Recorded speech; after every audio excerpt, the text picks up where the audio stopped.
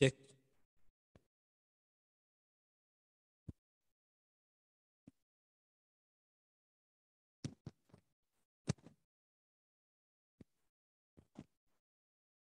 Tes 1, 2.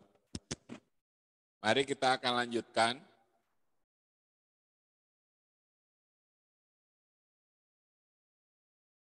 Kita selesaikan remaja ya.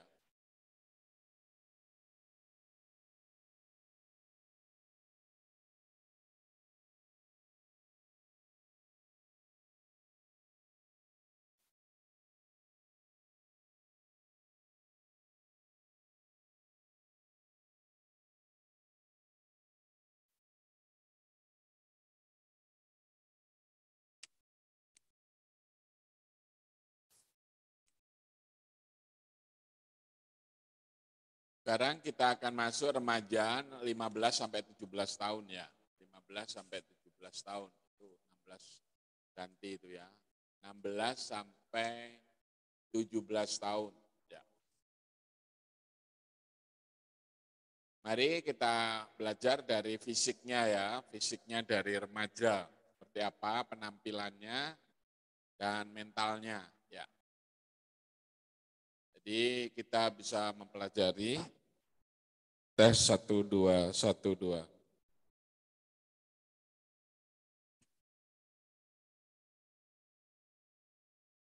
Tes, ya. Mari kita akan mulai.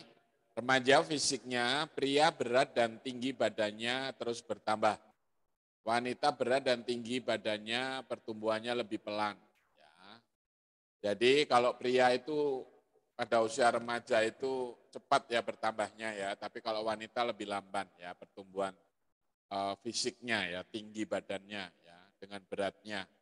Karena memang dimulai dari tunas ya, kalau remaja itu yang laki-lakinya itu banyak makan, wanitanya sudah mulai diet ya. Dan itu mempengaruhi berat dan tingginya ya. Jadi fisiknya siapa aja itu. Orang Indonesia, orang luar Indonesia, walaupun mungkin ada yang 1,80 m, rata-rata seperti itu ya. Jadi wanita berat dan tinggi badannya pertumbuhan lebih pelan. Pola makannya, pria makan banyak, wanita mulai pilih-pilih makanan.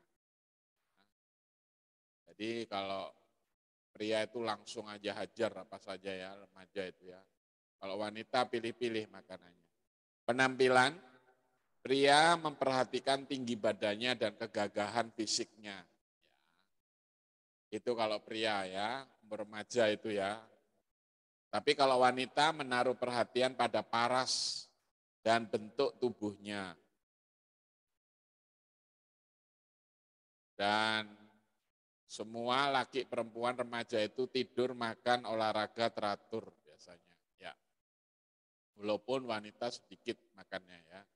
Tapi sudah teratur dia, seperti itu hidupnya. Sekarang mentalnya, ya kalau wanita parasnya, maka pria itu fisiknya ya, kegagahannya. Mentalnya belajar bela berdikari, ya, walau belum siap sepenuhnya menghadapi realita hidup dan tanggung jawabnya. Jadi syukur ya kalau anak-anak pada usia 15 sampai 17 itu sudah mulai berdikari, mandiri ya. Apalagi kalau kita nanti menyuruh anak-anak kita keluar kota, merantau, kuliah ya. Jadi memang sebenarnya remaja itu sudah bisa berdikari ya. Ya hanya kadangkala keadaan yang di seputar yang membuat manja mereka ya. Ya seperti itu. Mampu berpikir dan belajar memecahkan masalah yang sulit. Jadi jangan pikir anak seusia ini, remaja seperti ini sudah mulai berpikir ya dan belajar memecahkan masalah yang sulit. Itu sebenarnya ya siklus hidupnya, perjalanan hidupnya seperti itu seharusnya. Memiliki daya kaya lebih kreatif dan praktis kalau diarahkan mulai mencapai prestasi yang besar. Jadi orang-orang yang juara-juara apa saja itu dimulai pada umur-umur ini ya. Jadi karena dia punya keinginan apa sesuai dengan cita-citanya dan dia ingin karena idolanya seperti ini, kalau itu ada orang yang memotivasi, ada orang yang mementori, ada orang yang membimbing, itulah yang membuat mereka akan lebih berprestasi. Baik itu ya sekolah maupun olahraga apa saja lah menurut keahliannya. Ya. Dan di situ dikatakan belajar disiplin di rumah dan di sekolah. Kata sama tadi ya, belajar di KRI itu ya. Khawatir dan mulai berpikir tentang masa depannya ya. Khawatir dan mulai berpikir dengan masa depan, itu tentang masa depan.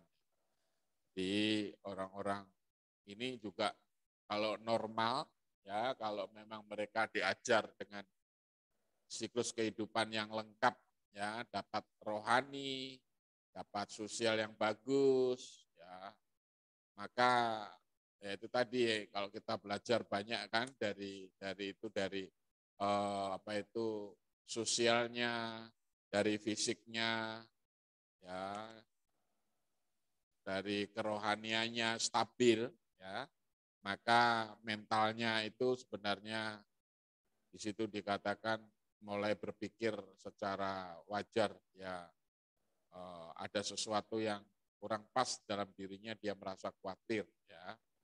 Terus berikutnya emosi. Bila labil, sering kompensasi, ngebut, mencoba hal-hal negatif. Itu pria ya, jadi kalau labil ya, nggak ada yang memantau, memang anak usia ini larinya di luar ya, itu pria ya. Kalau wanita itu menangis, mengunci diri di kamar, suka merahasiakan sesuatu ya. Itu lebih ke dalam, wanitanya seperti itu ya. Jadi kalian perhatiin ya, masa remaja itu kalau ada sesuatu ya wanita itu di kamar aja, itu nggak mau mengungkapkan apa-apa gitu. Kalau laki-laki itu kompensasinya, pelariannya itu di luar ya, seperti itu. Sekarang sosialnya dalam pergaulan wanita memilih teman-teman tertentu. Nah, kalau laki itu pria itu lebih aktif dan berkelompok.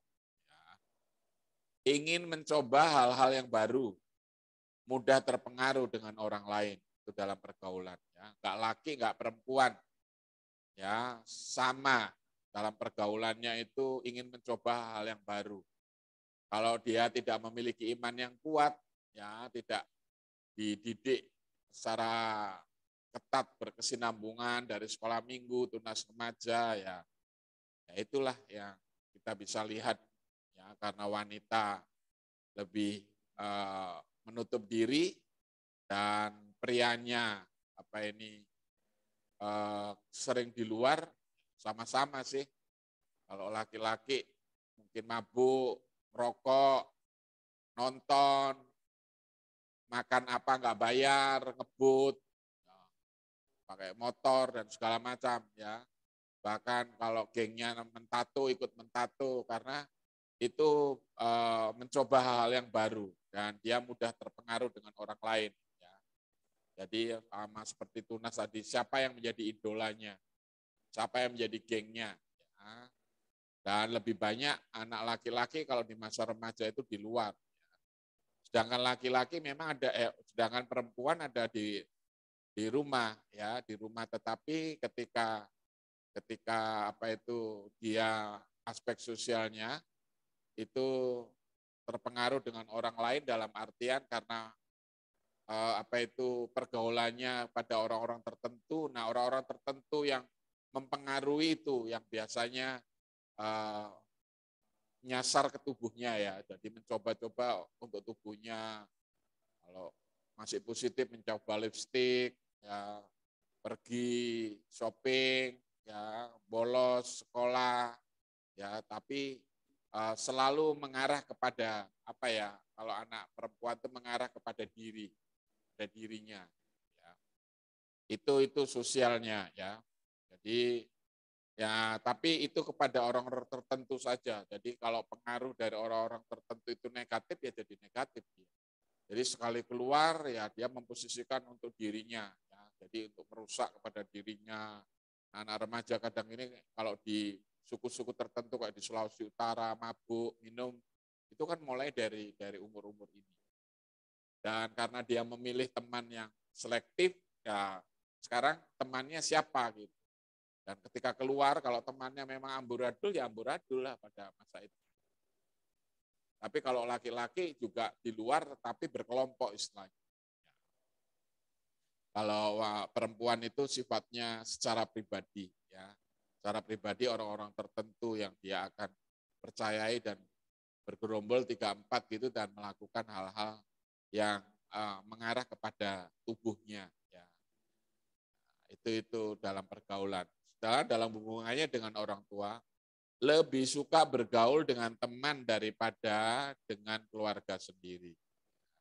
Itu anak remaja ya, itu hal yang lumrah. Seringkali orang tua stres, ini kok lebih percaya sama temannya dan segala macam gitu ya, itu sesuatu yang alami. Makanya kalau punya anak-anak remaja gini, orang tua itu harus tahu, entah itu di gereja, di mana, apalagi laki-laki, teman gerombolnya itu. Siapa yang menjadi kepala gengnya, itulah saudara mintain HP-nya, kalau mau kita tanya di mana dia, gitu. Dan kalau kita mau baik-baiki, ya baikilah kepala gengnya itu. Jadi kalau dia pergi ke rumah kita, ngomong itu, bikinkan masakan, perhatikan yang lebih ekstra. Siapa yang menjadi gengnya, siapa yang celakanya pada umur ini kalau anak kita itu objek ya, anak kita itu nggak tipe leader gitu ya. Jadi memang mudah dipengaruhi, apalagi pada usia ini kan masa pancaroba, mudah terpengaruh apa saja yang dilihat, apa yang didengar, apa yang kata dari orang yang dia anggap itu adalah hero, pahlawannya dia, ya, seperti itu. Jadi hal yang seperti ini sebenarnya bisa menangani orang-orang seperti ini ya. Ya, kita tahu pasti dia punya kelompok laki-laki itu. Siapa ketua kelompoknya itu yang kita harus taklukkan. Itu harus kita deketi, itu yang jangan dimusuhi. Jangan dimarah-marahi kepala gengnya itu, tambah hilang, tambah diajari yang nggak benar anak kita. Ini yang harus kita sadari ya, karena anak-anak itu nggak laki, nggak perempuan lebih suka bergaul dengan teman daripada pada usia-usia ini dengan keluarganya sendiri. Mengabaikan kasih sayang dan perhatian orang tua. Jadi mengabaikan ya. Jadi orang tua itu sudah setengah mati memperhatiin tapi diabaikan. Kayaknya teman tuh lebih penting. Ya. Dan merasa diperlakukan tidak adil dengan saudara-saudaranya. Ya, pada masa remaja ini biasanya baperan anak zaman sekarang. Lalu terbawa perasaan dan mengatakan bahwa dia dinomorduakan. Adiknya atau kakaknya itu atau saudaranya itu lebih diperhatiin ya, seperti itu ya. Itu aspek sosialnya. Nah, kerohaniannya sering berubah-ubah. Kayak baktian remaja itu butuh energi, butuh doa yang sungguh-sungguh, butuh puasa dari para koordinatornya ya, untuk benar-benar punya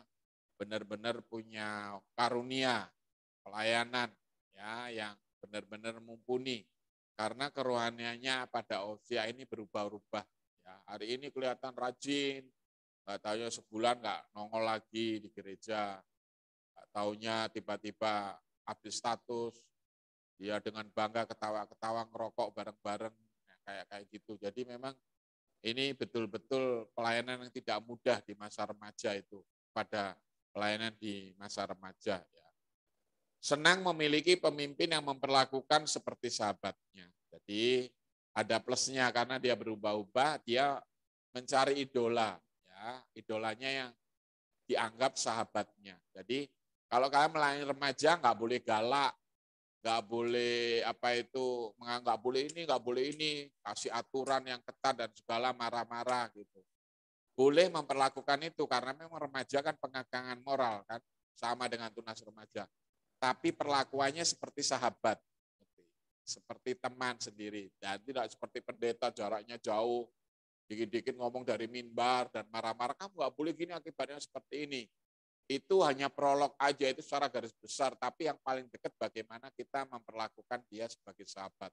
ngobrol banyak, tahu hobinya apa, tahu siapa temennya, ya, apa yang menjadi keluhannya, mau mendengar dia, ya, karena orang-orang seperti ini kan baperan, ya, dia merasa melakukan tidak adil di rumah, ya, dia tidak betah di rumah.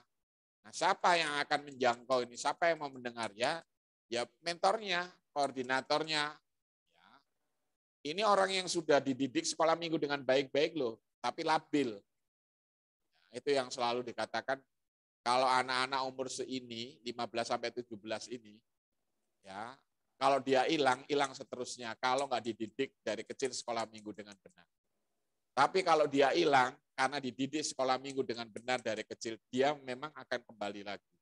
Walaupun mungkin sudah rusak, pantatnya sudah habis, ya sudah macam-macam lah, hidupnya udah krempeng, bekas minum gitu. Tapi kalau ini labil hilang, kalau dia memang dulu dari kecil sudah dididik sekolah minggu dan benar dia dikasih firman Tuhan, otaknya dipenuhi dengan firman Tuhan, dia kembali walaupun dengan sisa-sisa seperti itu ya. Ini pancaroba yang luar biasa. Jadi itu yang paling dini dilihat dari tunas remaja dulu. Ya, ini mau jadi penjahat atau enggak ini aneh ini dari 5 itu. Ya, dan nanti benar-benar memang labil dia, berubah-ubah. Dan ketika berubah-ubah itu, para pembina remaja itu seperti main layang-layang. Kadangkala menarik, kadangkala lepas, tapi tetap kita tuh memperhatikan, tidak melepaskannya. Orang layang-layang kan gitu, diulur, tapi kita tidak melepaskannya. Jadi ini memang pelayanan tidak mudah remaja itu. Jadi saudara bisa bayangkan ya kalau ada gereja hanya kelas kecil, kelas besar, terus sudah itu kelas 1 SMP dimasukkan kelas kebaktian kaum muda. Fase-fase yang bergelora, bergejolak itu bisa nggak dikasih solusi melalui firman Tuhan dalam ibadah itu. Nah ini butuh perjuangan memang, butuh tenaga, butuh dana, butuh tempat, butuh apa lagi? Butuh SDM lagi untuk memberikan solusi ya sarana untuk ibadah. Padahal ibadah itu tidak mudah langsung asal ada, asal ayat firman Tuhan dikasih kaum muda seadanya. Gitu. Padahal saudara lihat di tunas remaja kasusnya berbeda, di remaja berbeda, kaum muda juga berbeda, di dewasa muda juga berbeda. Dan itu butuh hikmat dari pelayan hamba Tuhan itu untuk bisa mau belajar dan memberikan solusi dalam kebenaran firman Tuhan yang diberikannya. Ya. Terus senang memiliki pemimpin yang memberi tanggung jawab dalam melayani. Selain diperlakukan dengan sahabat, mereka ini dikasih kepercayaan gitu loh. Ya, karena orang tua kadang-kala udah kamu ini susah diatur gitu. Kadang-kala diintegrasi pulang malam, nggak jelas kemana gitu, pokoknya nggak dipercaya gitu. Nah gereja ini harus mempercayai dia. Gitu. Jadi jangan sama, apalagi lebih killer lagi, lebih gila lagi di pelayanan ya. Nggak boleh ini, nggak boleh. Apa kamu terlambat? Kenapa kamu nggak datang minggu lalu? Gitu, dimarah-marahi gitu. Padahal remaja itu selain memperlakukan sebagai sahabat, kita harus bisa mempercayai dia. Sudah di rumah nggak dipercayai karena dia sering konflik dengan orang tuanya. Nah, di gereja juga diperlakukan dia hilang. Apalagi kalau anak kita itu baru remaja kita serahkan kepada Tuhan, gitu ya hilang seterusnya. Tapi bersyukurlah walaupun ini masa pancaroba dikatakan kalau anak-anak kita sudah mengerti firman Tuhan sejak dini, kalau sekali tempo toh akhirnya hilang anak kita dari peredaran, nggak mau ke gereja dan segala macam. Yakinlah dia tetap kembali, walaupun dengan perjuangan pasti dia kembali. Karena apa yang ditanam oleh firman Tuhan di otaknya itu akan mengingatkan lagi di kemudian hari akan kasih mula-mulanya. Nah, makanya ini sarana kerohanian ya, karena kerohaniannya sering berubah-ubah, maka pemimpinnya itu harus sabar, memperlakukan sebagai sahabat, dan diberi tanggung jawab dalam melayani. Senang memiliki pemimpin yang mendorong untuk berprestasi, ya, itu paling senang dia. Ayo maju, kamu bisa, pasti bisa, ayo, gagal bangun lagi. Kata-kata yang positif yang terus dikeluarkan. Dampingi dia tidak hanya kata-kata tapi mendampingi. Kalau ada kegiatan apa, merasa bahwa dia diperhatiin dan diayomi dan diberikan semangat dengan kehadiran kita memberi apresiasi. Pelayanan kaum muda seperti itu, pelayanan remaja. Senang dengan suasana ibadah yang aktif, penuh tantangan, dan memberikan solusi dari banyak pertanyaan-pertanyaan dalam hidupnya. Jadi kalau pada pada usia itu kan dia khawatir, ragu, bimbang, cari kompensasi keluar, dan rohaninya berubah-ubah. Makanya dia senang di gereja itu kalau ada banyak kegiatan, tidak hanya melulu nyampein firman Tuhan. Oh, kebaktian remaja itu banyak metode. Hari ini bisa kebaktian Padang, bisa memberi seminar, bisa talk show, bisa KKR, banyak cara untuk bisa kita kerjakan di dalam kebaktian remaja. Ya. Dan kalau itu memang orangnya aktif, ya, memberi tantangan dan selalu memberi solusi dari kekhawatiran, dari pertanyaan yang tanya di dalam hidupnya karena kegoncangan di dalam dirinya itu, karena perubahan fisik, perubahan tubuhnya itu yang membuat dia khawatir, membuat dia ragu, membuat dia canggung. Nah, itu akhirnya terjawab karena diberikan kegiatan-kegiatan yang aktif, yang positif, ya, yang menantang, challenge. Jadi ada sesuatu yang terus baru dari remaja. Nah, itu. Jadi ini gambaran dari pelayanan remaja, yaitu penutup itu ayat-ayatnya percayalah kepada Tuhan setiap waktu, kita disuruh mengakui Tuhan di dalam segala laku kita, dan biasanya kita diingatkan untuk menjaga pergaulan kita, karena pergaulan buruk merusak kebiasaan yang baik. Ya. Itu yang kita bisa pelajari dari remaja. Ya. Masih ada lagi satu topik tentang remaja. Ini juga menjadi bagian yang melandasi untuk saya juga bisa memberikan gambaran secara luas tentang remaja.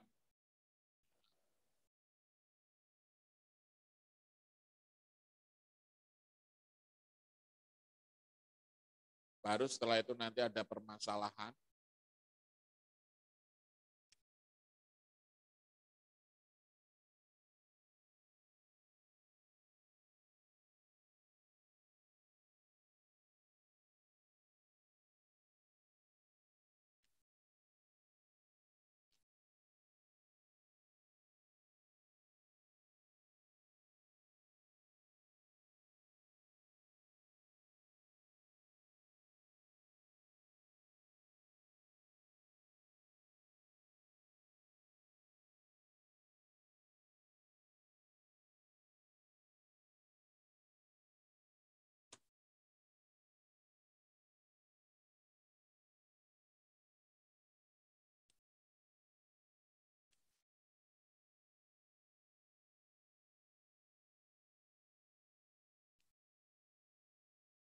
Ya, itu sama ya, sudah diperbarui ya, tunas remaja 13 sampai 14, remaja 15 sampai 17.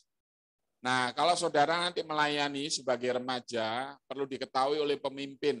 Ya, masa remaja itu sebagai periode perubahan fisik dan psikologi, yaitu tadi apa itu disimpulkan ya saat ini ya dari urean-urean yang panjang lebar dari pagi sampai sore ini ya, dan ini disimpulkan. Jadi masa remaja itu sebagai periode perubahan fisik, nggak ada ya?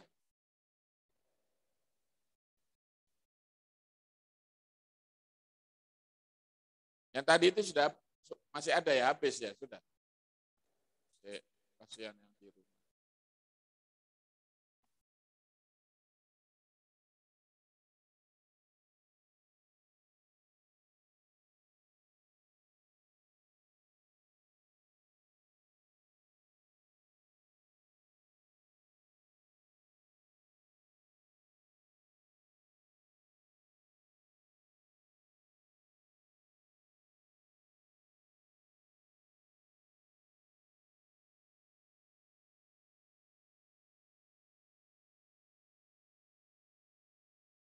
Bentar ya. Ini Lampung Bang ini mau ditutup jalanannya, ada lomba maraton.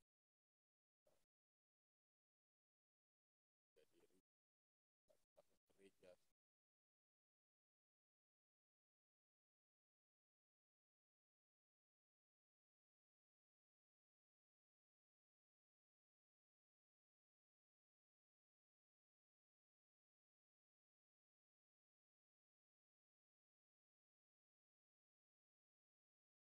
Sekolah minggu. Sudah habis itu tadi ya? Masa remaja, sosial, ada.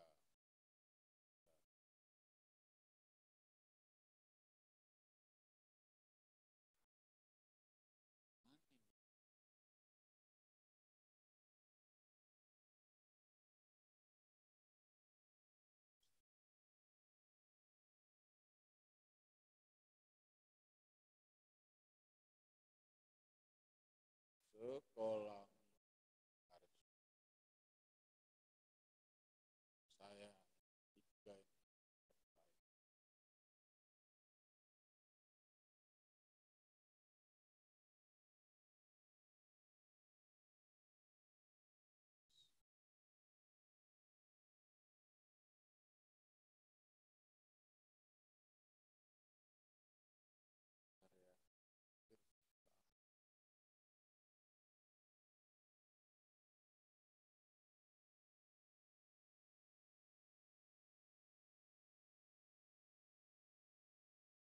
Ini jam ngantuk ya. Remaja.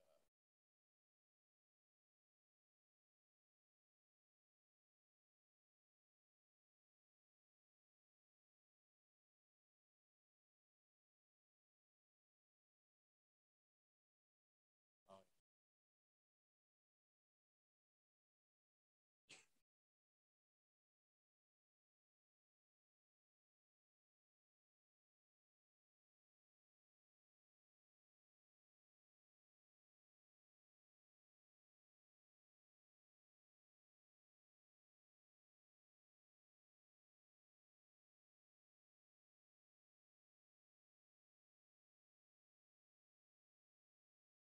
udah masuk ya ke tempat muskal.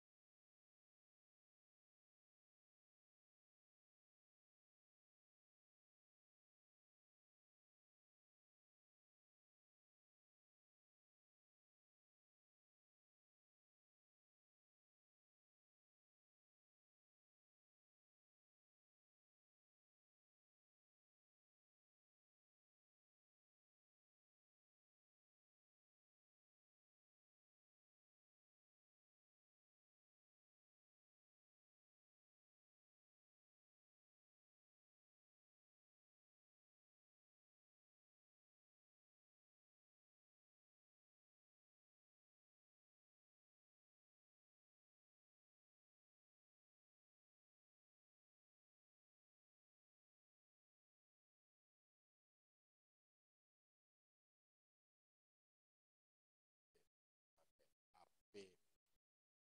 Ini pantang ya bagi suku-suku tertentu ya.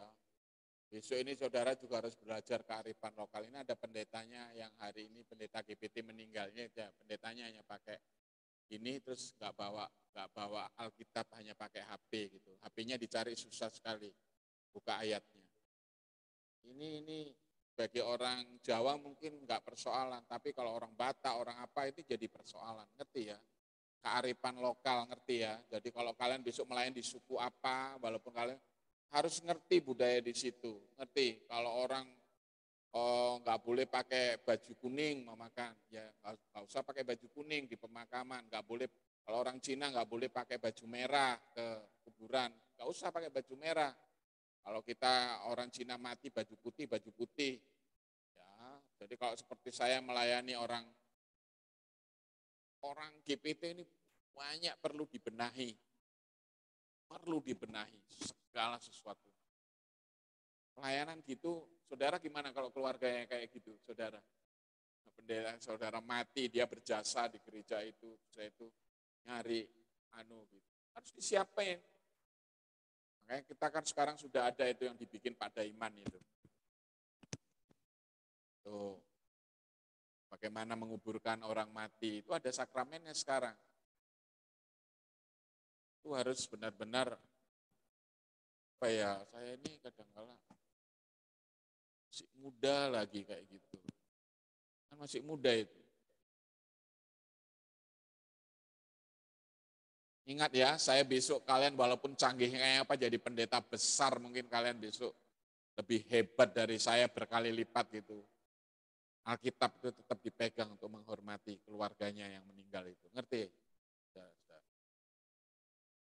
Kalau perlu dipersiapkan lagunya, tanya keluarganya apa yang menjadi lagu kesukaannya dari yang meninggal ini. Itu penghormatan terakhir loh.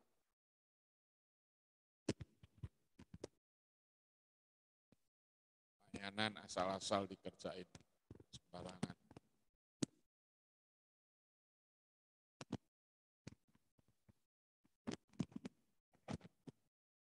Tes, ya. Sudah ada ya. Nah, mari kita akan lanjut, perlu remaja itu tunas remaja 13, terus lanjutkan, oh rupanya harus digituin ya. Ya, enggak apa-apa lah kalau gitu pakai anu. Ya, terus perlu diketahui pemimpin masa remaja sebagai periode perubahan fisik dan psikologi. Ini fisiknya bertambah, tambah besar kalau laki-laki. Nah, psikisnya itu berbulu ya, berkumis. Kalau laki-laki mimpi basah, perempuan menstruasi, itu psikisnya namanya psikologi. Kalau fisiknya bertambah dia ya, badannya beratnya bertambah. Nah, ini adalah usia yang bermasalah ya, remaja. Tadi saya sudah jelaskan ya, usia bermasalah. Silakan. Usia bermasalah. Ingat ya, harus memperlakukan sebagai sahabat ya. Di situ dikatakan tadi selain sahabat dikatakan lagi bahwa mempercayai dia ya, tidak menjudge ya, tidak menghakimi dan mendorong untuk berprestasi ya. Karena itu usia yang bermasalah ya, jadi memang butuh perhatian ekstra. Ya, itu sama juga masa mencari identitas ya, pada umur remaja ini ya. Silakan keluar, masa mencari identitas, ya, mencari jati diri, ya, apalagi disertai dengan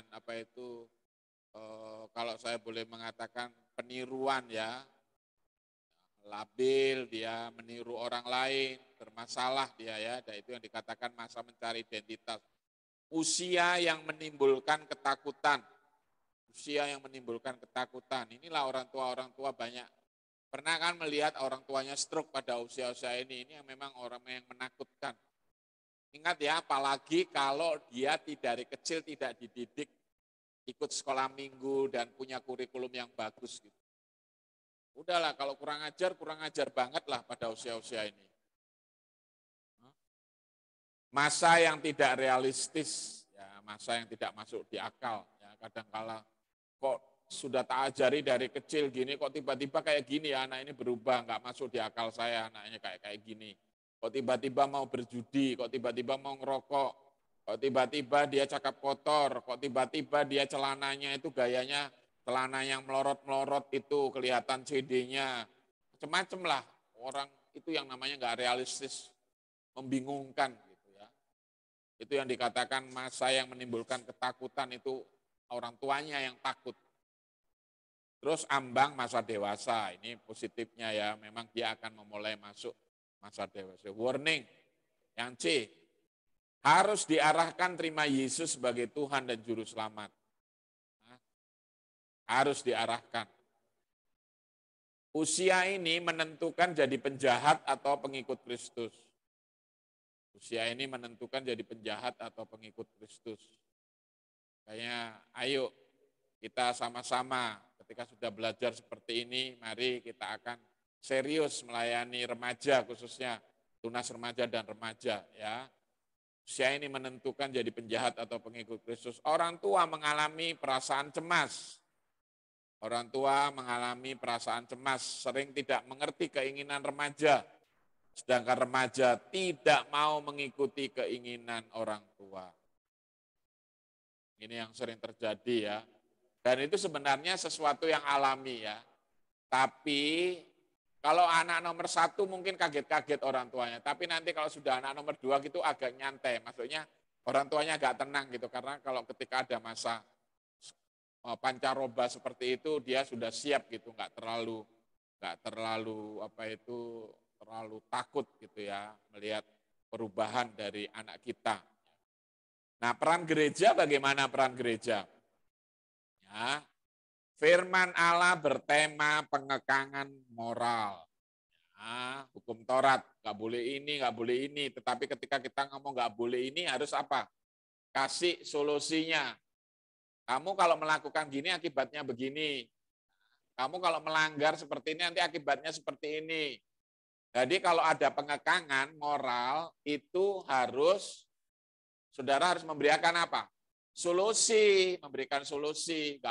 Di masa sekarang bisa nggak mengatakan nggak memberi solusi? Bisa, dia diem, tapi akan apa? Buka Mbah Google. Kenapa sih nggak boleh? Kenapa sih Bapak Pendeta itu ngomong begini? Nah sekali lagi kalau imannya nggak kuat bahaya kan? Surfing di di keadaan yang seperti itu melihat apa saja. Ya, jadi memang benar-benar harus mawas diri ya. Itu yang saya bilang sebenarnya apresiasi itu selain kepada guru balita dengan batita, ya guru remaja dan tunas remaja ini. Karena ini memang ambang pintu dari kalau pemula itu batita dengan balita itu kan awal-awal dia ngerti firman Tuhan dengan kesabarannya ya. Tapi ini yang akan menjerumuskan anak jadi penjahat atau jadi pengikut Kristus ya. Nah, itu peran dari gereja yang akan benar-benar menolong ya, menolong. Jadi pemimpin memberi teladan yang baik, menjadi sahabat penuh kasih sayang, pengertian dan penuh kesabaran. Nah, itu peran gereja. Jadi kalau saudara membantu pelayanan dan menolong sosialnya utuh, psikisnya utuh, fisiknya utuh, sehat, kerohaniannya stabil, ya peran gereja, pelayanan remaja ini ya itu tadi khotbah-khotbahnya bertema pengekangan moral dan jadi teladan yang baik dan menjadi sahabat. Nah, minat-minat yang perlu dicermati oleh pemimpin remaja, ini minat-minatnya ya. Kalau kita melayani tidak hanya kita khotbah pengekangan moral satu arah saja khotbah dari atas mimbar. Banyak kreasi-kreasi yang harus kita kerjakan di dalam pelayanan remaja. Nah, minat-minatnya itu rekreasi, ada olahraga, bersantai bersama, membaca, mendengarkan lagu kesukaan, ya. Sosialnya yaitu menolong orang lain, diajari menolong orang lain, beretika dengan orang lain, ya. Bagaimana sopan santun, menghormati orang lain, ya menghormati orang lebih tua, tepat waktu, ya janjinya harus ditepati, ya. Mengarahkan kritikan yang membangun, mengajarkan pembaharuan, mengarahkan kegiatan untuk mencoba ya. Oh, hari ini diarahkan untuk apa gitu.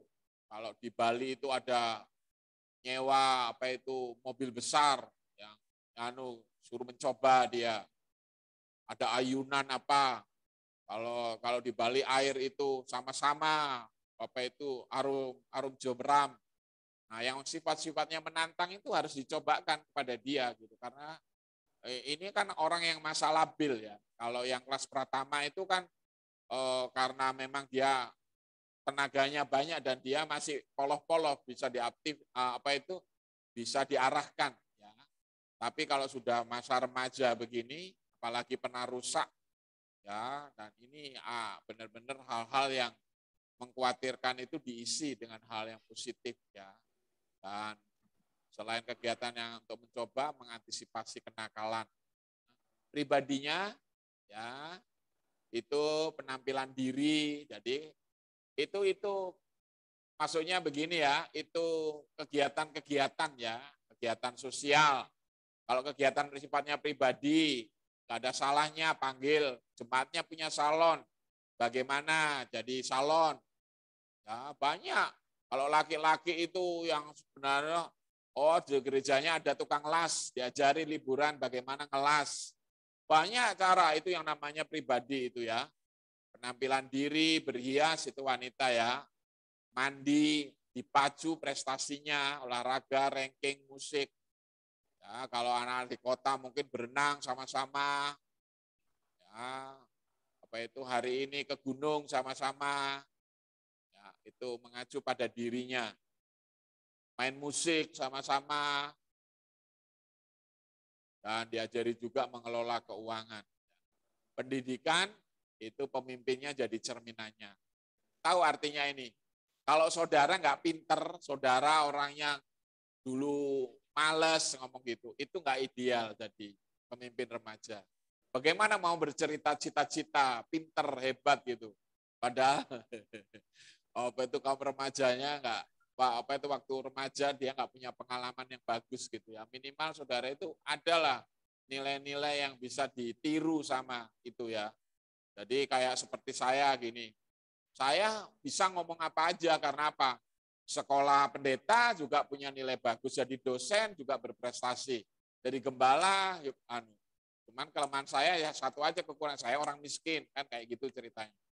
Tapi mau cerita apa saja pasti saya pede karena apa? Ya bagaimana kalau ada pendeta aja skripsinya beli mamakan, maksudnya STH-nya beli. Tiba-tiba nggak sekolah dia dapat STH kan, di Toraja lagi tren itu sekarang lagi rame-rame itu. Seperti itu. Gimana dia mau ngomong kejujuran?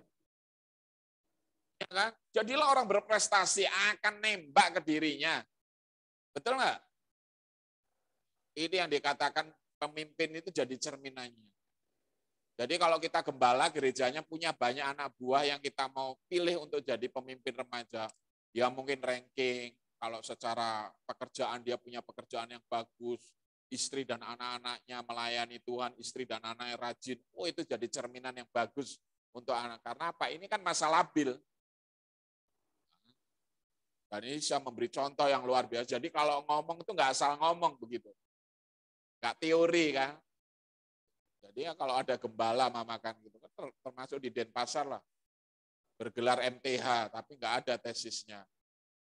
Nggak akan berani dia khotbah di remaja, berprestasilah engkau. Jujurlah engkau. Nggak akan berani dia. Ini pendidikan ini penting ya. Jadi saya bersyukur dari keluarga miskin tapi saya dari sekolah minggu berprestasi, dari kaum muda berprestasi melayani sampai jadi hamba Tuhan dan seterusnya. Jadi mau ngomong apa aja enak kita ngomong. Nah seperti itu. Terus masa depan dan pekerjaan ada kurikulumnya. Ya, jadi kalau saudara-saudara melayani remaja, nanti ketika dia mau masuk kaum muda, mau merantau, ya kita membantu gereja yang ada di kota yang akan dituju oleh ini secara tidak langsung memberikan kurikulumnya. Kita bicara agamanya sekarang, kalau bicara agama, ini periode kesadaran akan agama sebetulnya ya, walaupun dia goncang, walaupun dia pendiriannya nggak kuat dan mudah dipengaruhi, tapi sebenarnya alam bawah sadarnya remaja itu adalah dia kalau diarahkan dengan pembimbing yang benar. Ya, sebenarnya itu ada periode kesadaran ya, akan agama, juga periode keraguan juga akan agama kalau itu memang nggak dididik kurikulumnya secara benar. Dan itu adalah periode rekonstruksi akan agama. Artinya kalau dia sudah benar-benar hancur hidupnya, itu rekonstruksi itu artinya balik lagi dipulihkan. Ya. Saya nggak tahu latar belakang saudara ini sampai di Salem ini, ya.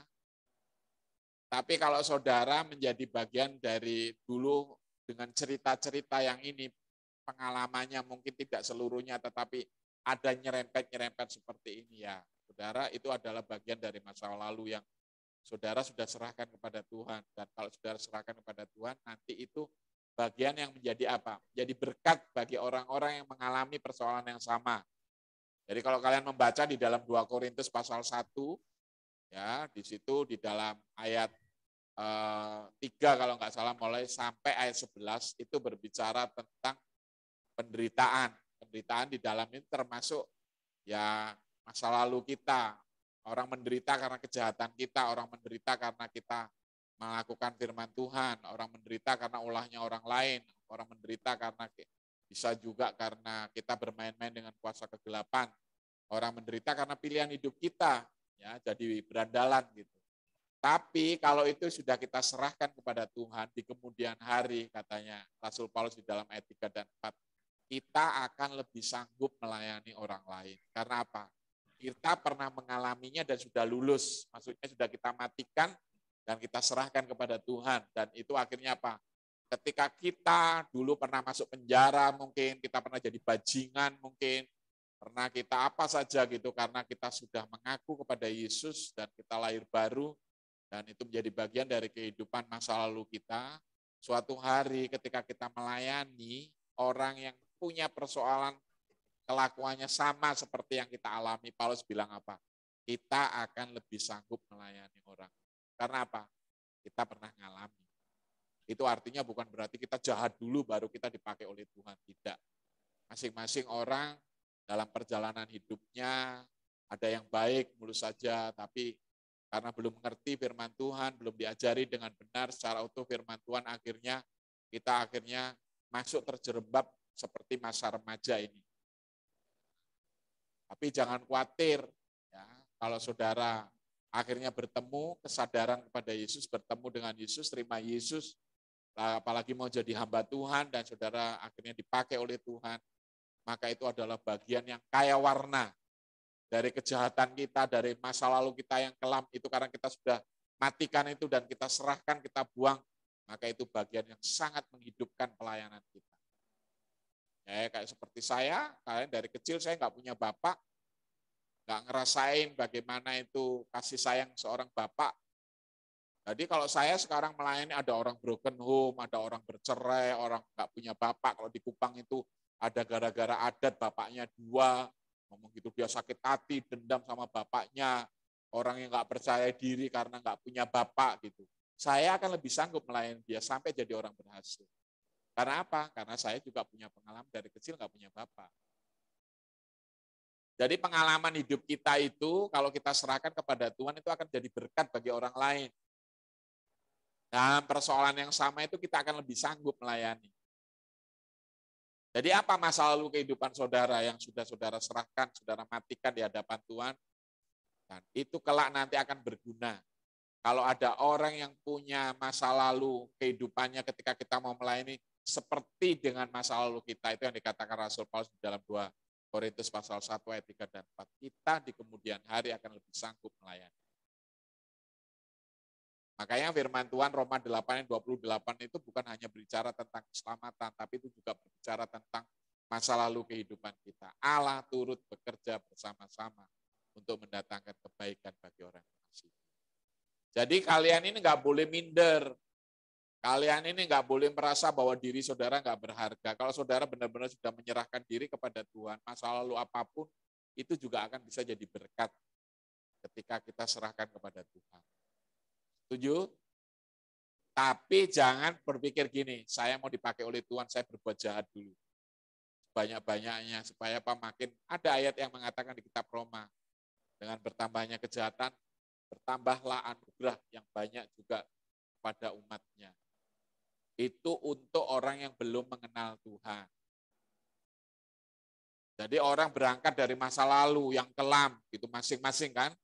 Makin dia berangkat dengan masa lalu yang kelam itu anugerahnya makin berlimpah-limpah. Maksudnya pengampunannya makin besar. Kayak orang punya utang 5.000 sama punya utang 100.000. Utang yang paling banyak kan 100.000 ini. Kalau sama-sama dilepaskan yang berterima kasih kan yang punya utang 100.000 ya, sama dengan kehidupan kita. Makanya kalau kalian belajar lihat pengalaman nanti setelah pelayanan, ada orang yang melayani sampai ke desa, sampai dia meninggalkan keluarga, dia memberikan kekayaan, memberikan terbaik. Perhatikan, bisa saja masa lalunya begitu kelam. Karena dia begitu jahatnya, besarnya luar biasa ketika diberi anugerah, diberi pengampunan oleh Tuhan, dia merasa berutang budi banyak pada Tuhan. Makanya dia akan belajar mengembalikan berkatnya yang Tuhan sudah berikan itu dengan melayani yang lebih baik lagi. Itu yang namanya menghargai anugerah Tuhan. Bisa ngerti ya? Bisa ngerti nggak?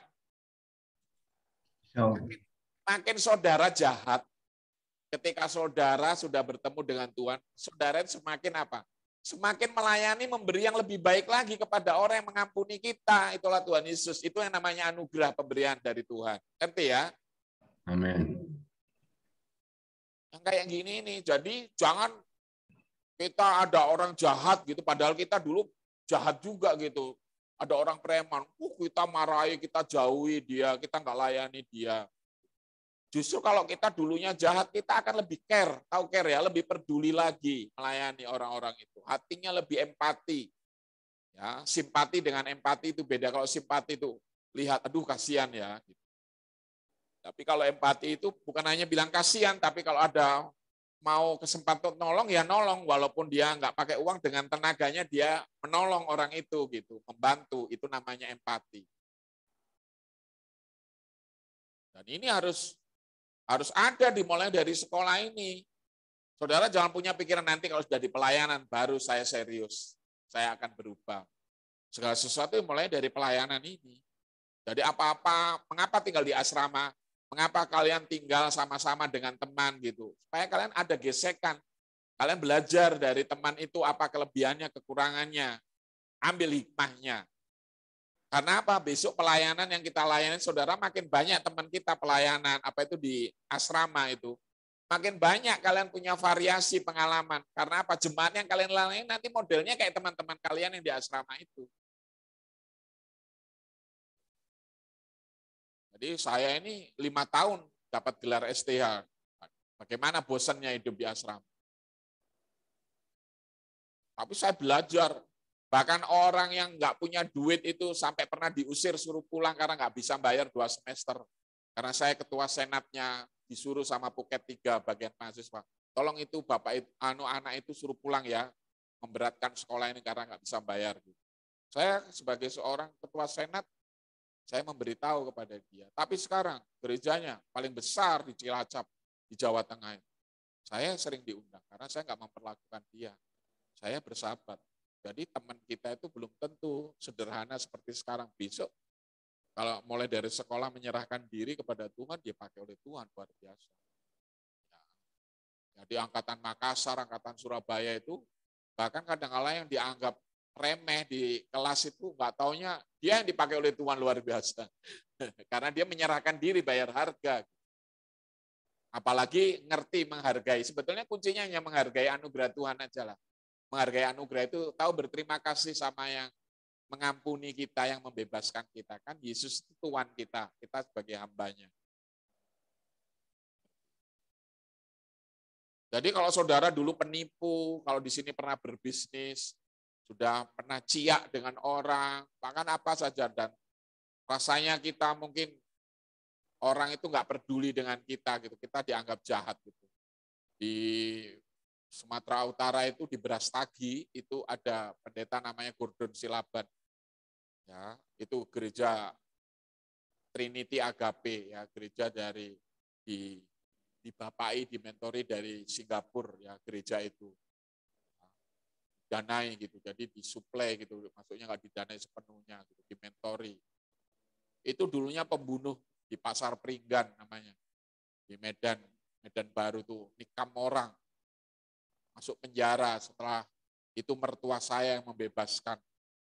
Ya, jadi bagaimana deal-dealan mertua saya itu karena gembalanya akhirnya dibebaskan dan dia diberikan, terus akhirnya sekolah Alkitab. Dan setelah D3 ngomong gitu, dia milih ke Brastagi karena istrinya orang Batak Karo. Akhirnya saya waktu itu punya gitar satu-satunya, itu saya kasih dia. Ini gitar untuk pelayanan mulai ini kenang-kenangan pertamanya. Sekarang gerejanya besar di Brastagi. Sampai gereja Metodis pun kalah sama gereja ini. Ya gitu, ceritanya berapi sampai sekarang pelayanan, sampai hampir suaranya habis. Ketika suaranya udah mulai habis, aku bilang, gereja masih butuh tenagamu. Agak dikurangi pelayanan keluar. Fokus pengembalaan, jaga kesehatan. Supaya kamu jadi badan pengurus daerah. Supaya kamu nanti di masa tua, dengan tubuh yang sehat masih bisa menasehati pengalamanmu kepada yang muda-muda. Bapak-bapak ini juga begitu besok.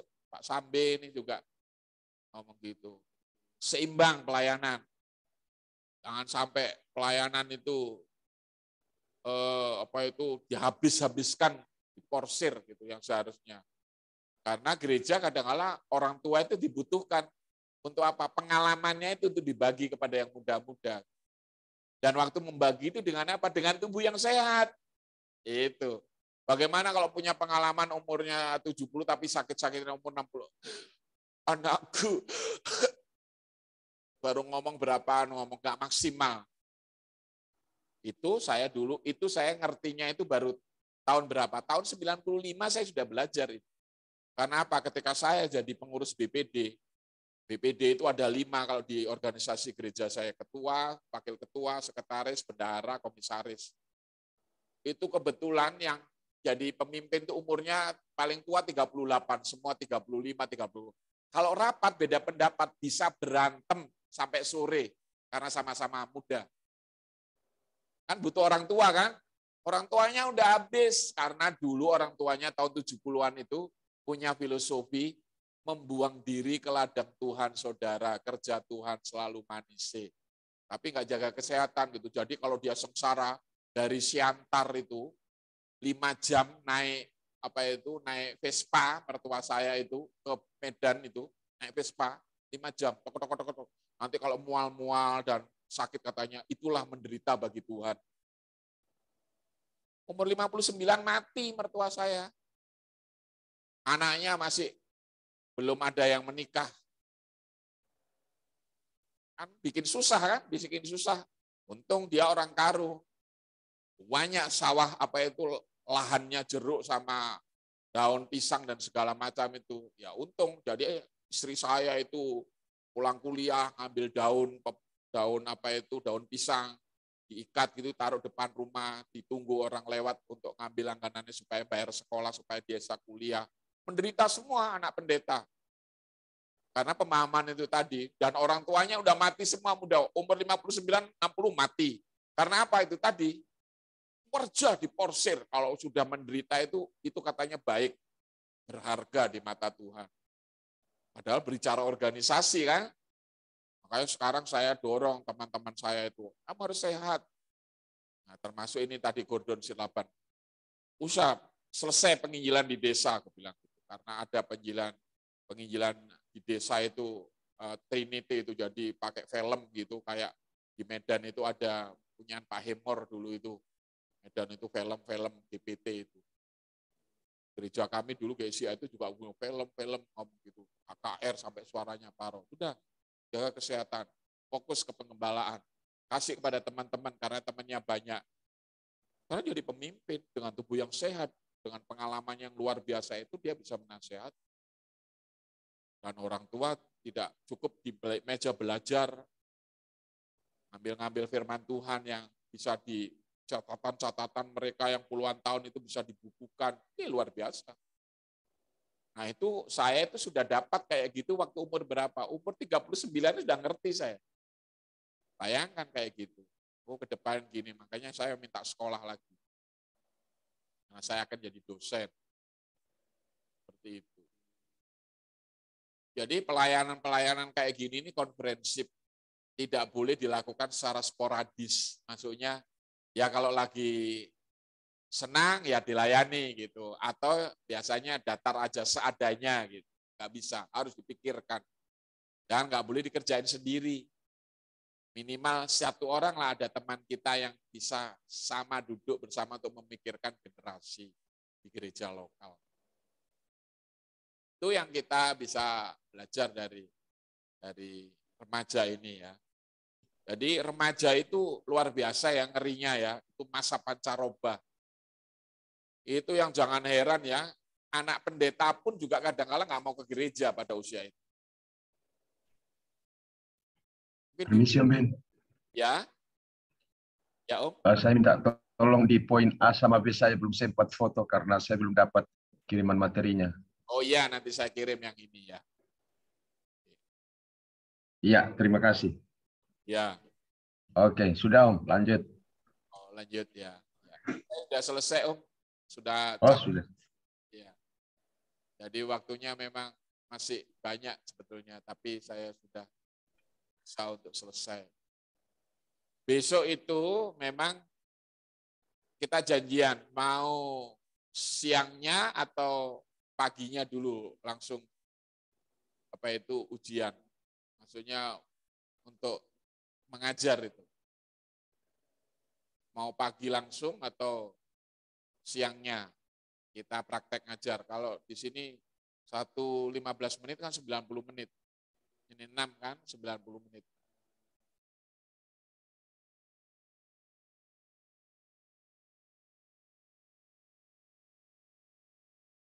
Ya siang biar nggak ngantuk.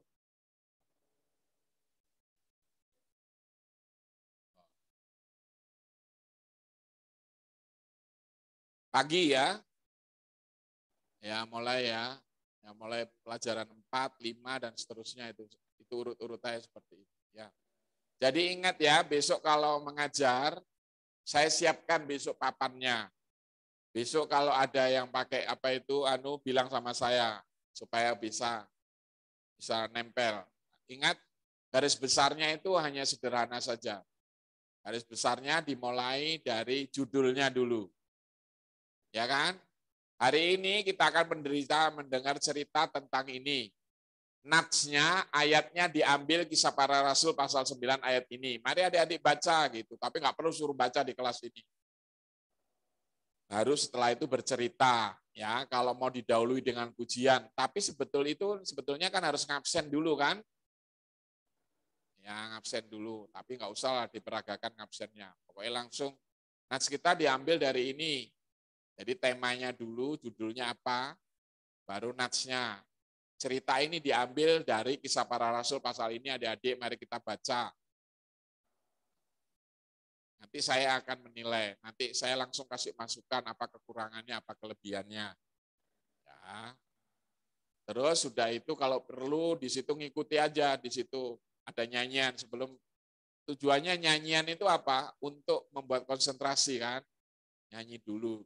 Tapi kalau kalian 15 menit itu ingin lebih cepat, yang awal cerita aja. Nanti ditutup dengan ayat hafalannya untuk minggu depan di sini. Ya, kan ada kan itu kan? Atau kalau mau satu kali, nah setelah kita dengar cerita bisa ditanya. Tadi adik-adik sudah ngerti? Saya tanya balik ya, bisa itu pertanyaan ulang kepada Jadi nanti semua harus berespon ketika ditanya. Ya, jangan ngajar menyuapi ya. Tahu menyuapi. Kita harus percaya kepada Tuhan. Anak Tuhan nggak boleh bolos. Itu menyuapi. Itu nggak ideal menjadi seorang guru yang seperti itu. Itu namanya menyuapi. Anak Tuhan nggak boleh bohong. Itu menyuapi namanya bahasanya. Pokoknya anak Tuhan nggak boleh bohong ya. Haleluya, jawab itu betul. Ya, nggak boleh menyuapi. Itu. Jadi nanti biasanya diakhiri dengan apa? Jadi saudara itu harus menunjukkan absen. Terus menunjukkan apa? Bukunya dengan Alkitabnya bisa naik turun ya.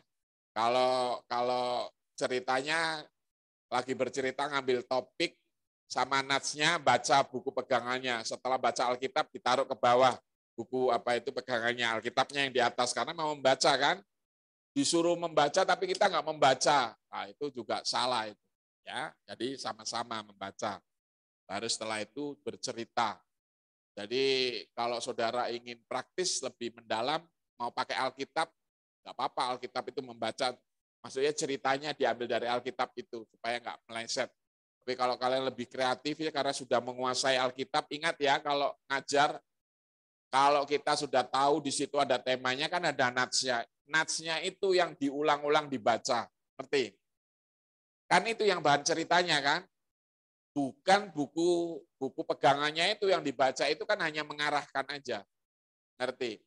Tapi kalau kita sudah punya pemahaman dasar dari awal, membaca pengenalan cerita Alkitabnya itu nanti Paulus ada di mana ini di Korintus, Paulus ada di Korintus, ada di Efesus, Paulus nanti ada di Tesalonika, Paulus nanti ada di Filipi, ya di Filipi itu saya lewati karena gambarnya satu aja, yaitu ketika dia di penjara itu kan, dan ada gempa ya, itu ya Kisah Para Rasul pasal 16. Nanti di Tesalonika ada keributan dan dia dianggap dewa Zeus. Ada orang sakit lumpuh disembuhkan. Nah, itu harus cerita secara detail berdasarkan gambar itu, ya kan, menceritakan dengan gambar. Tujuannya gambar supaya apa? Ceritanya lebih jelas. Ngerti? Bukan gambarnya itu yang mempengaruhi enggak, tapi gambar itu bisa menjelaskan lebih fokus yang mendengar. Itu tujuannya alat peraga. Nah, jadi setelah itu nanti ada bagian yang terakhir, ayat hafalan. Nah, kalau ayat hafalannya nggak dibuka di Alkitab, ayat hafalannya di dalam buku kerja itu loh. Kan ada kan buku kerjanya itu kan, lembaran itu loh. Adik ini boleh dibawa pulang, ayat hafalannya ada di sini ya, kerjain. Oh ini waktunya masih ada, ayo kerjain di sini, ini gereja menyiapkan apa itu pensil berwarna, ayo. Atau isi itu nanti saya nilai. Nanti ketika nilai nanti kalau selama 12 minggu itu siapa yang paling nilainya bagus itu yang akan mendapat hadiah. Sama dengan absen itu kan. Absen itu kan gunanya untuk notal nanti sampai bulan Desember. Siapa yang paling rajin selama 1 tahun kan.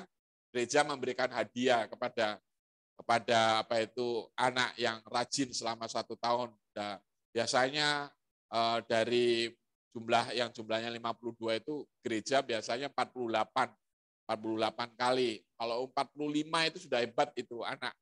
Bisa hanya 3 kali, nggak dalam 1 tahun nggak masuk karena rajin setiap minggu.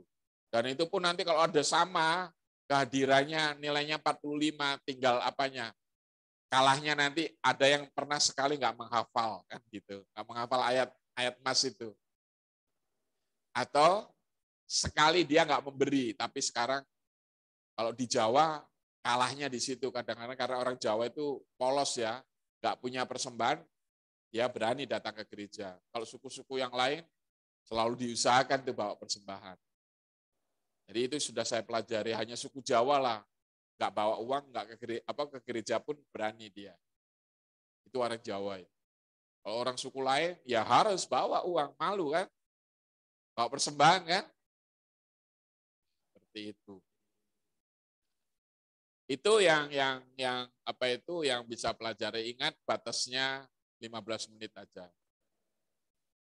Jadi nanti kalau kalian dikit-dikit ngomong gitu itu juga saya nilai saya berapa kali nanti nya gitu. Atau kecap-kecap gitu. Tuhan. Itu ada yang pakai gaya orang barat, macam-macam lah. Bahkan gerakannya kadang-kala kayak dia apa itu banyaklah nanti. Tapi itu pengalaman yang baik untuk dinilai karena itu yang menjadi awal untuk kita nanti lebih baik kan di kemudian hari. Hayani. Ada yang bertanya? Sudah jam 3, kurang berapa menit lagi.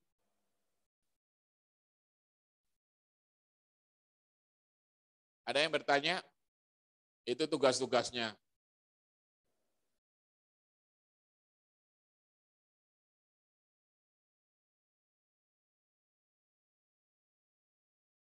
Besok kita tinggal berbicara permasalahannya dan pelayanan kaum muda, permasalahan remaja. Jadi remaja itu kalau nggak diakomodir, dia kompensasi. Kompensasi itu maksudnya cari perhatian. Gara-gara dia cari gara itu kompensasi.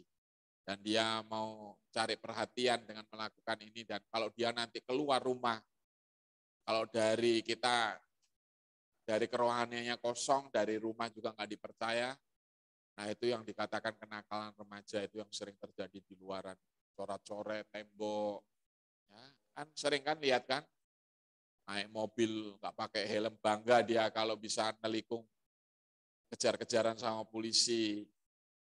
Anak-anak remaja kayak gitu kan, kalau zamannya saya dulu naik kereta api nggak bayar tuh senang dia. Saya hebat kan, nggak bayar kan lolos kan.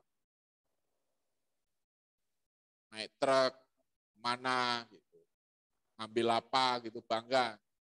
Itu sebetulnya kenakalan yang alami bagi remaja. Tapi kalau itu dibiarkan akan menjurus kemana? Ke kriminal, melawan hukum. Nanti akan itu sama dengan dosa itu yang dikatakan ya di dalam Yakobus 1 dikatakan bahwa dimulai dosa itu kalau diakui makin hari makin besar, makin berat dan melumpuhkan sendi-sendi dari kehidupan. Itu yang kita bisa pelajari sama-sama. Besok tinggal itu, ya, kalau selesai sampai, jadi malam itu tugas saudara belajar itu masih tetap saya masukkan jam belajar untuk mempersiapkan saudara ngajar itu ya, ngajar sekolah minggu itu, khotbah kepada anak. Saya ingin berharap bisa mendapatkan apa itu saudara ngajar bagus, karena banyak kesempatan untuk saudara pada malam itu belajar. Ingat tekniknya mengajar ya, tekniknya mengajar pratama itu memang harus dinamis. Jangan dikit-dikit lihat tulisan. Kalau bisa ngajar itu langsung menguasai, karena apa? Setelah membaca teks atau nas, ini ceritanya di Alkitab di sini, baru dibaca pengarahan bukunya itu yang mengarahkan supaya lebih fokus, lebih spesifik ngajarnya. Bisa ngerti ya? Dan kalau bisa sudah kayak di luar kepala gitu, jadi tinggal naruh. Ya adik ini gitu, gambarnya kayak gitu. Ini ceritanya Paulus sedang di kota apa ini, Ikonium, dengan Listra dan Derbe. Di sini dia mendapat murid yang namanya Timotius. Baik, bisa lah ceritanya bagus, bisa cerita seperti itu. Oke, sampai di sini saja. Kita akan sambung besok jam 8, kita mulai praktek mengajar dan langsung mendapatkan nilai. Ya. Dan setelah itu kita lanjut topiknya kenakalan remaja dan kaum muda. Baru selesai. Kaum muda itu sebetulnya agak lama, karena harapan saya memang pelayanannya tidak hanya di remaja, di kaum muda juga. Jadi saudara besok bisa menutup kemungkinan bisa melayani sekolah minggu. Kalau sekolah minggu sudah dihandle oleh orang lain, bisa melayani kaum muda. Ya. Banyak pekerjaan yang harus kita kerjakan sama-sama. Dan saya hanya memberikan kisi-kisi, gambar besar. Dasarnya seperti ini kalau melayani kaum muda. Remaja kan sudah saya kasih kan dasar-dasarnya kan. Oh kayak begitu. Nanti besok juga akan kelihatan itu tema-tema apa yang cocok untuk remaja.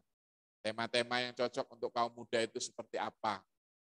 Nah, itu garis besar yang saudara akan kembangkan nanti di dalam pelayanan. Jadi kalau di sini ada perempuan, ya nggak apa-apa perempuan melayani di mana ini di kaum muda, nggak apa-apa. Yang ada masalah kan mengajar di ibadah raya itu ya, khotbah itu. Layani sekolah minggu justru yang wanita itu seharusnya lebih bagus melayani.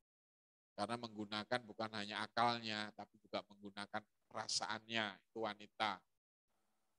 Nah, lebih dalam, lebih menjiwai. Itu Tuhan sudah kasih sedemikian rupa kepada wanita, metabolisme tubuhnya. Oke, sampai di sini kita selesai dan kita akhiri. Besok kita ketemu jam 8 pagi. Oke, terima kasih. Sebentar Bapak Stefanus Sangka, sebentar saya kirim ya semua bahan-bahannya. Termasuk Ibu yang ada di Timor Leste, tolong nomor WA-nya kasih ke saya supaya saya ngirim bahan-bahannya. Ya. Oke, sampai di sini. Mari kita akan berdoa. Satu orang tolong berdoa.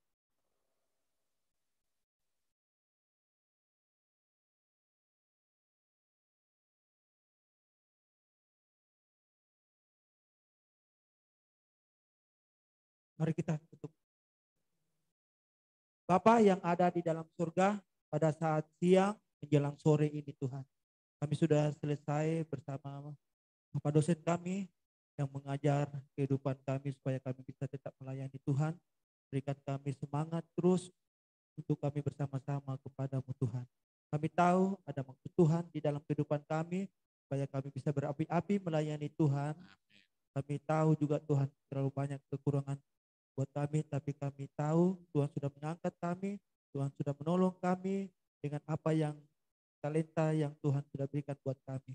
Kami tetap berdoa buat Bapak dosen kami, berikan kekuatan dalam keluarga, anak-anak, istri, bahkan dalam tugas, dalam melayani Tuhan. Terima kasih atas pertolongan Tuhan sepanjang hari ini. Dan kami akan istirahat Tuhan di dalam nama Tuhan Yesus Kristus. Haleluya. Amin. Amin. Amin. Selamat sore, Tuhan memberkati kita semua. Terima kasih Om. Terima kasih. Terima kasih Om Ben.